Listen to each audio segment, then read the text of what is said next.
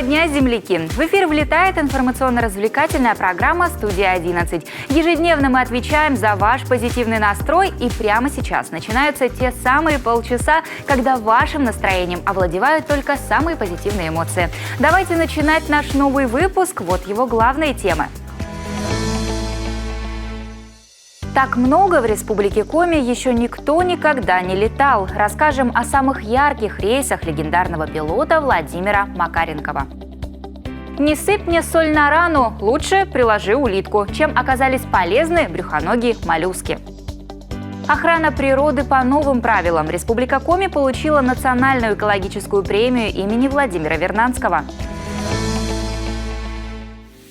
Сегодня, 9 февраля, большой праздник. Исполняется 100 лет со дня основания гражданской авиации России.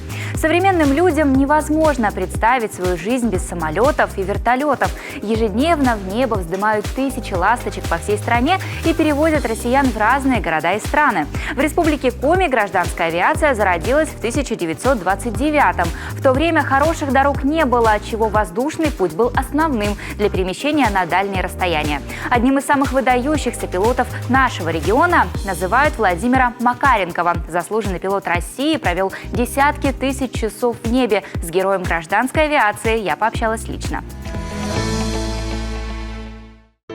Почти 25 тысяч часов без аварийного полета. Именно столько времени провел в небе Владимир Макаренков. Так много, говорят его заслуженные коллеги, в Республике Коми никто никогда не летал. Он освоил пилотирование 6 типов судов, подготовил по меньшей мере 50 командиров гражданской авиации и освоил почти все воздушные маршруты на территории Коми АССР. Владимир Константинович отправлялся в каждый свой рейс с большим удовольствием. Безошибочно он отрабатывал полет за полетом, бережно доставляя людей в пункт назначения. Сложные ситуации в летной карьере, конечно, случались. Одна из таких произошла в 1989-м. То был рейс Сыктывкар-Воркута, Москва. Молодой Макаренков сажает самолет в Ухте для дозаправки. И тут его Ту-134 едва не сталкивается на взлетной полосе с Архангельской Аннушкой. Диспетчер разрешил взлет. И в это время запрашивает Ан-24, стоял на предварительном старте, Архангельский борт, занять полосу. Диспетчер ему: полоса занята, запрещаю. Вот. Запретил, все, мы запретили. Взлетаем. Потом уже скорость уже нарастала уже стремительно. Вот.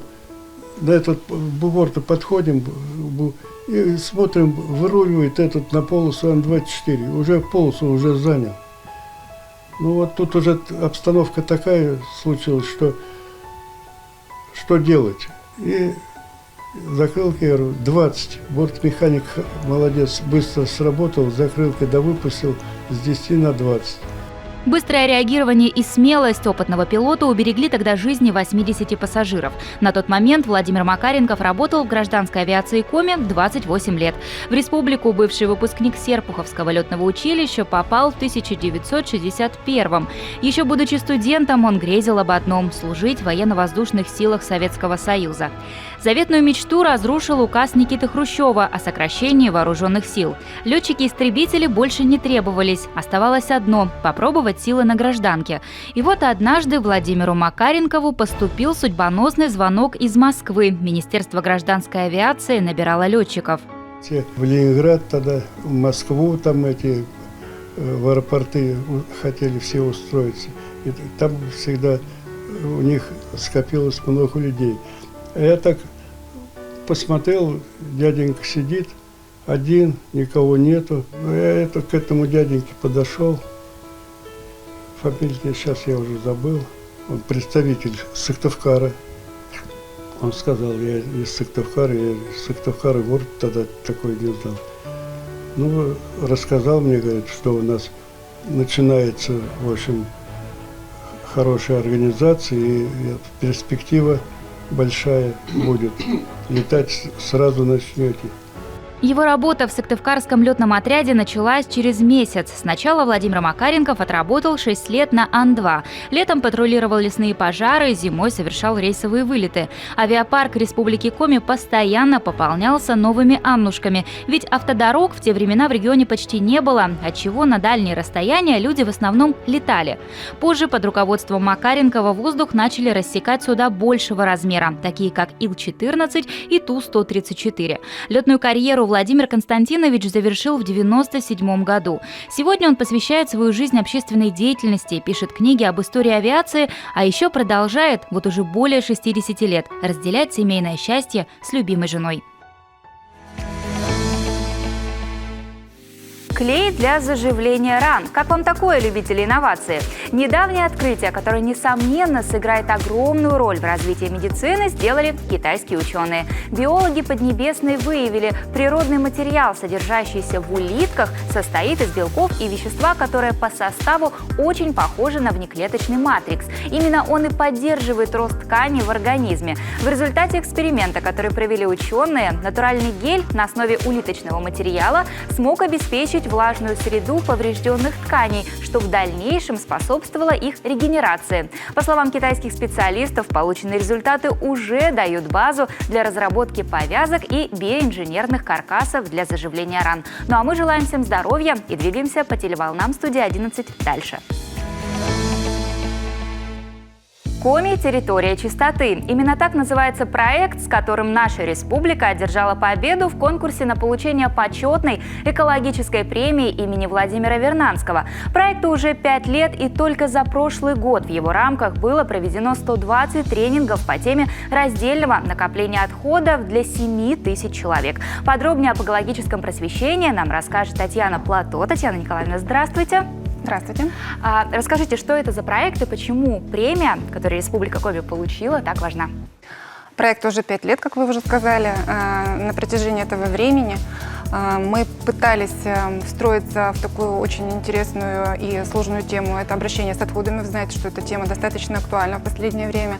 И мы нашей целью ставили как можно большее количество нашего населения показать им те навыки, которые будут способствовать ответственному обращению с отходами, о том, что можно жить ответственно, о том, что можно не накапливать отходы, о том, что большинство отходов в настоящее время могут быть переработаны. Поэтому вот та тематика, она как раз выводит на цели устойчивого развития, а фонд Вернадского – это одна из старейших экологических, авторитетнейших организаций экологических, которая как раз и провозглашает и в основу взяла основы устойчивого развития.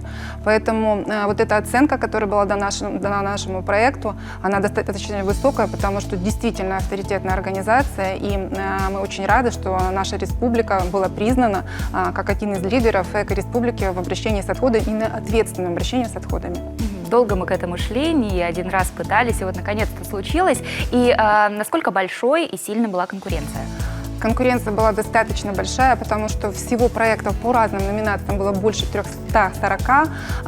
Победителями стали 27. Мы вошли в это число этих победителей среди экологических организаций, которые занимаются вопросами экологического просвещения.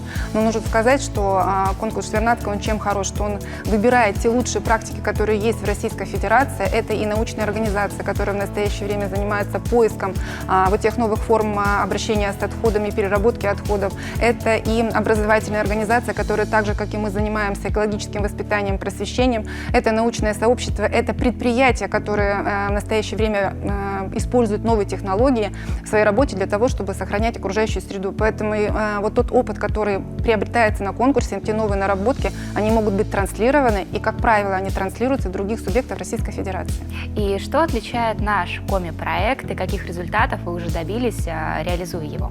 Особенностью нашего проекта является то, что мы в основу положили интерактивные формы обучения. Это когда человек сам может правильно разделить в процессе обучения отходы, понять, какие вещи он может изготовить для того, чтобы жить экологично. Те же эко-сумки, о том, что он должен выключать свет, когда он выходит из помещения, о том, что нужно выключать воду, когда он чистит зубы, чтобы она не лилась рекой и так далее. То есть масса тех вещей, которые кажутся нам банальными, простыми, но люди не заостряют в повседневной своей жизни на этом внимание, а оказывается, что вот эти эти вещи, они как раз помогают вот жить в согласии с природой и достигать вот этих целей устойчивого развития, на которые был направлен, собственно говоря, конкурс.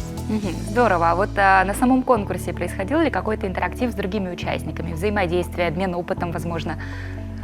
Конечно, каждый конкурс, мы были уже на подведении итогов, там были собраны как раз победители, которые делились своим опытом. Безусловно, мы привезли одну из частей нашего проекта, это разработка экобук Республики Коми. Мы поделились с фондом Вернадского, мы подарили, и этот экобук теперь есть и в Москве, но нужно сказать, он не только в Москве, потому что мы практикуем передавать данные методические материалы тем педагогам, тем общественным руководителям, которые занимаются непосредственно экологическим просвещением. И теперь вот этот экобук, он теперь уже есть и в Карелии, и в Вологодской области, и у наших соседей архангелогородцев. Буквально вчера мне написала женщина, она увидела, очень заинтересовалась методическими разработками, и мы на днях передадим комплект наших методических пособий в Урдаму для того, чтобы и детсадовцы, и начальная школа тоже имели возможность заниматься таким интересным современным учебником. Кроме того, мы в этом году создали вот такую практику, мы собрали в Республике Коми лучшие практики, которые реализованы нашими активистами, которые есть в городе Сыктывкаре, не только в городе, а по всей республике, которые реализовали проекты, связанные с раздельным накоплением отходов и возможностью вовлечения их в последующую переработку. Все это в Москве мы оставили. Я думаю, что как раз с помощью фонда Вернадского мы и дальше будем популяризировать вот эти идеи ответственного обращения с отходами. Важную роль в поддержке любых проектов и начинаний играет бизнес, да, различные предприятия. Вот насколько в сфере экологии, экопросвещения эта роль важна? Очень важна, потому что как раз и фонд Вернадского, он бы не состоялся, поддержка тех проектов, которые реализуются, без поддержки наших предприятий, ответственных предприятий, которые понимают, что будущее и их тоже будущее, и как человеческое, и экономическое, как их предприятие, зависит от того, каким образом все мы будем относиться к природе. Поэтому в реализации нашего проекта я не могу не назвать эти предприятия. Это и Сыктывкарский фанерный завод, это и чистое производство город Москва, и это отдельные благотворители, фамилии которых я не буду называть, но тем не менее их немало, которые нам помогают в настоящее время для того, чтобы как можно больше вот этих замечательных пособий нашли своих адресатов и как можно большее количество, прежде всего, подрастающего поколения, потому что эти книги мы не продаем, мы их только дарим, так скажем, нашим участникам, для того, чтобы как можно больше людей заразились идеями, связанными с тем, что мы должны сами и ответственны за сохранение нашей природы. Так что, дорогие друзья, сохраняйте природу, сортируйте мусор, ведь от этого зависит наша с вами жизнь, благополучие. Спасибо большое, Татьяна Николаевна, за эту интересную информацию. Прямо сейчас короткий перерыв. Постарайтесь даже эти минуты провести с пользой. Налейте себе горячего чая или же сделайте короткую гимнастику. Разомните уставшие мышцы. Скоро увидимся!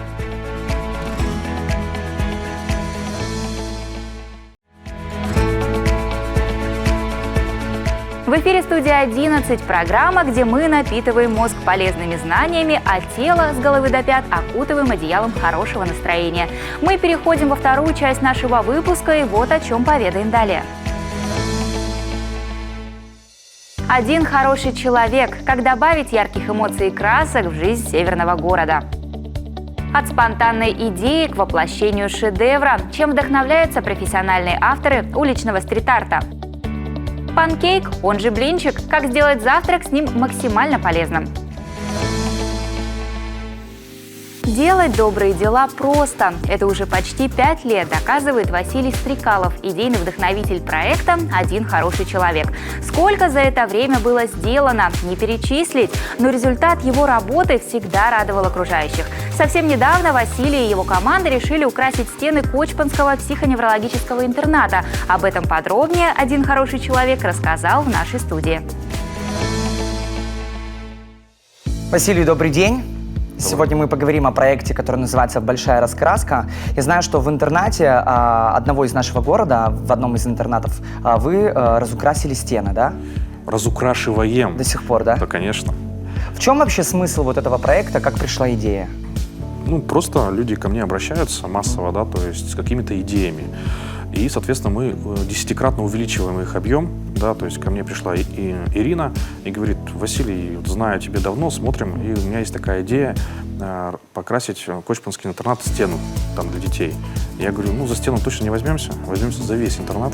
Ну, соответственно, мы приехали, там меня уже все знали, и все, как бы начали, да, то есть, а давайте идею, раскручивать эту идею, а давайте пригласим вообще Министерство труда, с них начнем, а давайте администрацию, ну, там, правительство, да, то есть всех, а потом давайте все министерства, а давайте это организуем, еще и объединительную часть сделаем. То есть давайте все поможем, весь город, пускай все чиновники, все вот, ну, люди, все могут прийти и порисовать. То есть мир изменится когда да, с себя начинать, когда все художественные школы начнут рисовать город. И вот так вот мы хотим подстегнуть их, да, чтобы вот, пожалуйста, да, мы создаем для вас площадки, мы даем вам краску, ну и так далее. И, соответственно, ваши художники придут, будут карандашом рисовать, а мы будем закрашивать. Это будут ваши проекты. Мы не претендуем на этот проект. Кочпанский интернат хватит для всех. Да? У нас там и теплицу мы будем делать, ну там много чего, дальнейших проектов со всеми.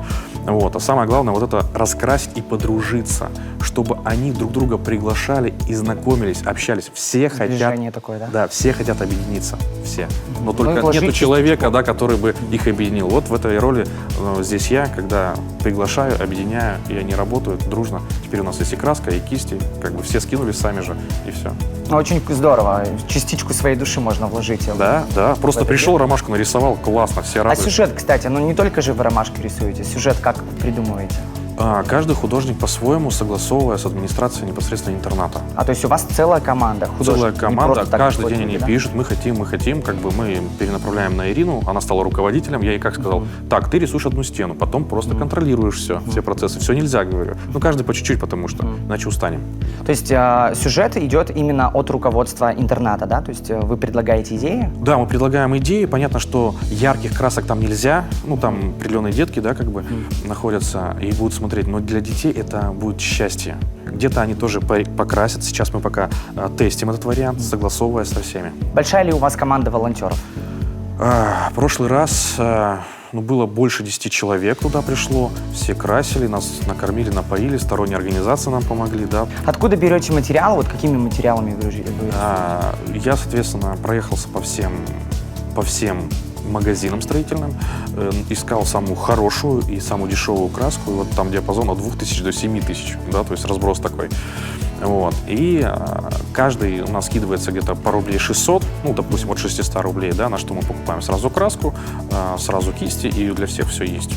Как можно вот принять участие в этом проекте, в этой акции? Пишите просто в группу ВКонтакте «Один хороший человек», что вы хотите там принять участие, и все. Как бы мы сразу спросим у вас номер телефона, передадим это Ирине, руководителю, и она дальше будет вас сопровождать. Так, в основном мы по субботам в 12 часов, сейчас идут разукрашки у нас, называется «Почему большая раскраска?», да, то есть как дети маленькие раскраски, да, разукрашивают, а тут большая, и все такие взрослые могут принять участие. Это как арт-терапия, да, у нас. Успокаивает это. Да, успокаивает, да. Но и общение такое классное, то есть происходит, дружелюбное. Вот там есть любовь и как раз дружба. Вот это. И главное, добрые дела. Главное, хорошие, добрые дела, да. Василий, спасибо, что пришли к нам в гости, желаю удачи. Мы изменим мир вместе. Бразильский стрит-арт-художник Эдуардо Кабра вошел в Книгу рекордов Гиннесса как автор самой большой уличной росписи, нарисованной одним человеком. Картина расположена в центре Рио-де-Жанейро. Фреска длиной 190 метров называется «Этинос» и символизирует 5 континентов мира. В Республике Коми тоже есть свои уличные художники, и некоторые из них тоже идут на рекорды, правда, регионального масштаба. Например, расписывают дома высотой в 9 и 13 этажей. Недавно с одним из таких талантливых райтеров я познакомилась лично. Современные материалы дают именно тот шаг, да, на пути к которому нет никаких преград. Они дают возможность творить даже на таких объектах, да, которые иногда несовместимы с жизнью. И плюс стрит-арт, он дает какую-то свободу творчества. Не обязательно это должно быть долговечным, опять же. Это может быть сиюминутным.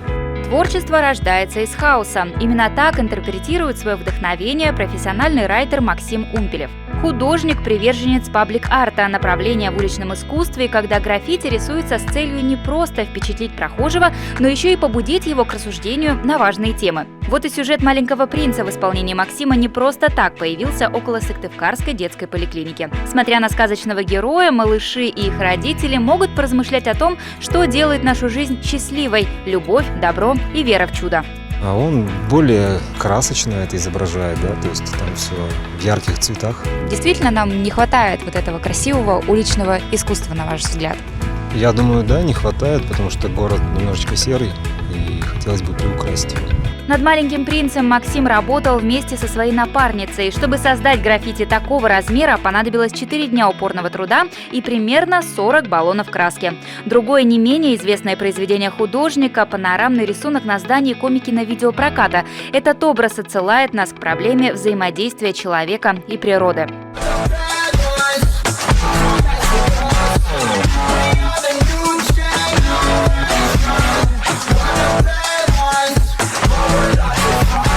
Свое первое большое граффити Максим нарисовал не в Сыктывкаре, а в Усинске. В 2016-м начинающего райтера пригласила администрация города. В компании других художников сыктывкарский гость украсил несколько многоэтажных домов. Одно из зданий погрузили в атмосферу космоса. Там изображена планета Земля, но со стороны другой планеты или Луны, да, можно сказать.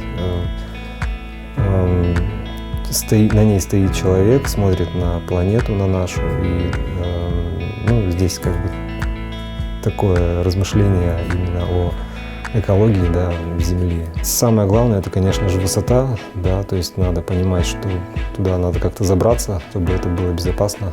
К молодому художнику нередко обращается и сыктывкарская администрация. Обычно райтера просят украсить бетонные строения, которые долгое время стоят без дела. Уличное искусство требует обязательной процедуры согласования. Рисунок должны одобрить местные власти. Процесс этот не быстрый, однако он того стоит, уверяет Максим. Ведь в конечном итоге результатом довольны и художник, и люди, ради которых эта красота создавалась. В конце выпуска мы решили побаловать вас рецептом вкусных сырных панкейков. Сытные блинчики мой коллега Андрей Кабишев приготовил под руководством опытного фитнес-тренера. Поэтому в приготовлении, как вы смогли уже догадаться, будут только самые полезные и правильные для фигуры ингредиенты. Смотрим! Какие мысли у вас возникают в голове при слове «десерт»? Первое – вкусно, второе – нельзя. Ведь для тех, кто бережет свою фигуру, это слово действительно под запретом. Но ведь если нельзя, но очень хочется, то получается можно. Друзья, у меня для вас отличная новость. Существуют так называемые ПП-десерты. Те, которые можно есть абсолютно всем. Ну а где их взять или как приготовить, узнаем прямо сейчас. Матвей, привет! Привет, Андрей! Сегодня я покажу, как приготовить сырные панкейки, которые будут не только полезные и правильные, из правильных продуктов, но также и очень быстро готовить их. И на это уйдет очень мало времени, и к нему еще будет творожно-ванильный крем. Какие у нас ингредиенты будут? Это вот перемолотый геркулес. Я уже заранее его подготовил, перемолол, обычный геркулес в блендере. У нас будет 15% сыр твердый, 2 яйца и термостатный йогурт 100 мл. И сахарозаменитель, мы уже его насыпали. Геркулес высыпаем в большую тару, где мы будем смешивать ингредиенты. Все, высыпали, убираем в стороночку. Пока Андрей терет сыр, добавлю термостатный йогурт. У нас творог 5%. Получается, можно использовать обезжиренный, да? Но я не сторонник обезжиренного творога, потому что творог не усваивался без жира. Здесь йогурт 1,5%. Так как у нас в яйцах, в желтке тоже есть жир, как бы, в принципе, нам тут достаточно будет жира для продукта, он не будет сильно калорийный.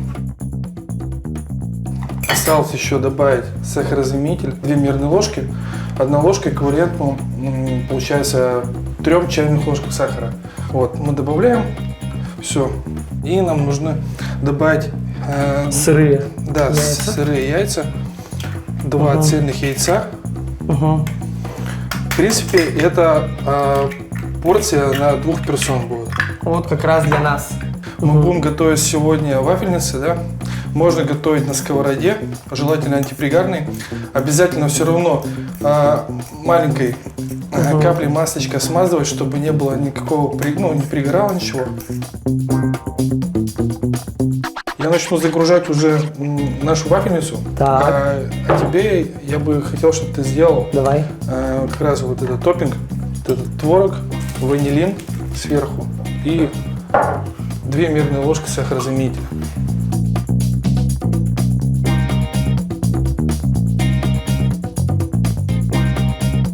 Пока Андрей готовит крем к нашим панкейкам, я буду загружать уже, готовить в вафельницу наши панкейки. Добавлять небольшое количество масла и растирать это по всем конфорочкам, чтобы ничего у нас никаких пригаров не было. Все, я беру столовую ложку, аккуратно в ячейки распределяю тесто. Уже журчит, да, шкварчит. Мы заранее подготовили ее, разогрели и закрываем. На минутки 3-4 будет готово.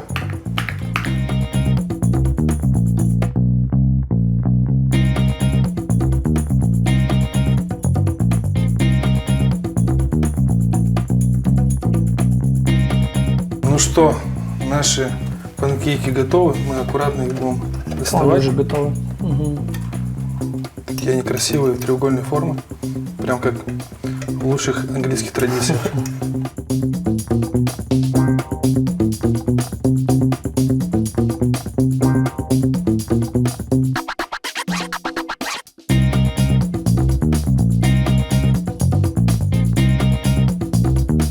Украшаем малиной. Получается, с сезонной ягодой. Замороженная. Круто, кстати, что вот есть такая возможность. Летом собирать эту малину или клубнику, а зимой получать удовольствие. Вообще прям выглядит очень вкусно. Чувствую сыр. Вкусно, бери вилку. Мне понравилось. Вот, пожалуйста, вам клетчатка в виде ягод, в виде геркулеса. Белок, да, за счет яиц и за счет сыра. В общем, друзья, кормите себя, своих близких таким вкусным, а самое главное, правильным десертом. Матвей, спасибо большое за то, что ты пришел ко мне на кухню, поделиться вкусным десертом. Прикольно приготовить на утро, на завтрак. Самое то. Быстро, вкусно и без проблем.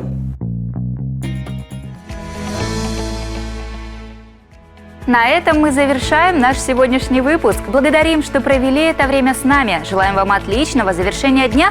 Ну а мы отправляемся на поиски новых интересных сюжетов для вас. Пока-пока!